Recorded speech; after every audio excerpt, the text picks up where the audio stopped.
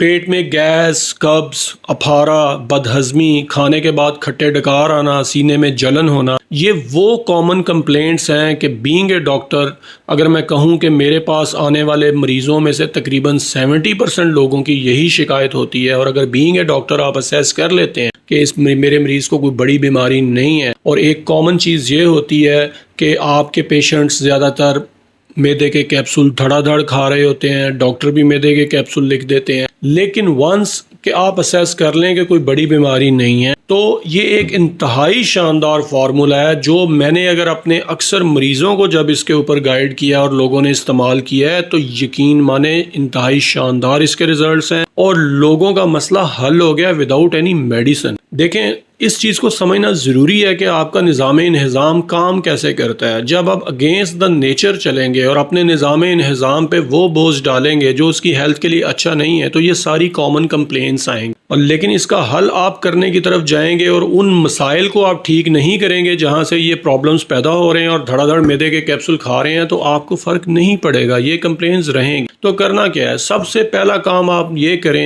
इस वीडियो को एंड तक देखें और इस फार्मूले पे एक दफ़ा ज़रूर अमल करें।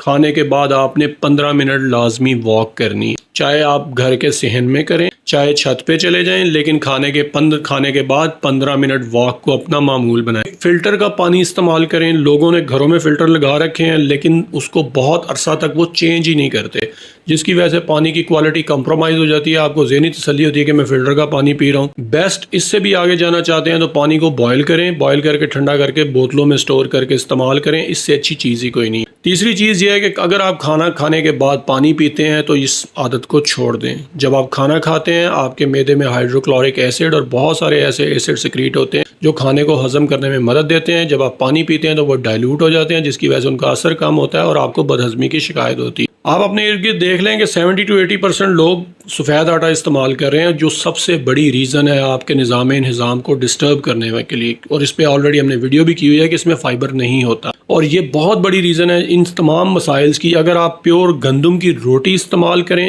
तो आप ड्रेस्टिक चेंज देखेंगे अपनी डाइजेस्टिव सिस्टम की हेल्थ में, और ये तमाम मसाइल में बहुत ज़्यादा इंप्रूवमेंट आएगी। हफ्ते में कम से कम 2 से 3 बार तमाम सब्जियों का सैलड का एक बाउल बनाएं और वो इस्तेमाल करें।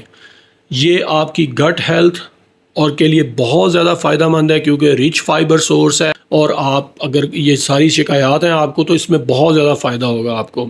रोज़ाना सुबह खाली पेट 1 गिलास नीम गर्म पानी पीना अपना मामूल बना लें। ये आपकी बॉडी को डिटॉक्स करता है, आपके निज़ाम इंहिज़ाम की सफाई करता है, आंतों की सफाई के लिए बेहतरीन है। इस फार्मूले पे अगर आप 2 से 4 हफ्ते अमल करेंगे, उसके बाद मेरा नहीं ख्याल कि आपको मैदे के कैप्सूल्स की ज़रूरत रहेगी। और जिन दोस्तों को ये वीडियो पसंद आई है उनसे गुजारिश है कि इसको अपने दोस्तों के साथ भी ज़रूर शेयर कीजिए। जज़ाकल्लाह।